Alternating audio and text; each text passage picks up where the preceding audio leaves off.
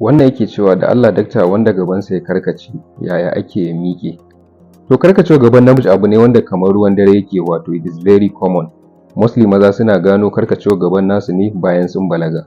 Wasu gabansu yana karkacewa ya kalli sama, wasu yana kallon ƙasa, wasu ya kalli hagu, wasu ya kalli dama.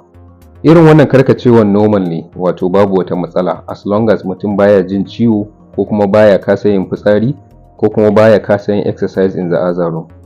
But idan mutum yana jin ko ganin waɗannan abubuwan da na faɗi a baya, ko kuma sai daga baya ya fahimci wannan karkacewa kuma sosai ne, ko kuma bayan mutum ya samu wata buguwa ne a gurin, ko kuma bayan mutum ya je ya yi exercise in the other room ba tare da nutsuwa ba, wato kamar yaƙi kenan, so yana da kyau je asibiti a duba don akwai cututtukan da za su iya kawo haka, ciki har da karaya.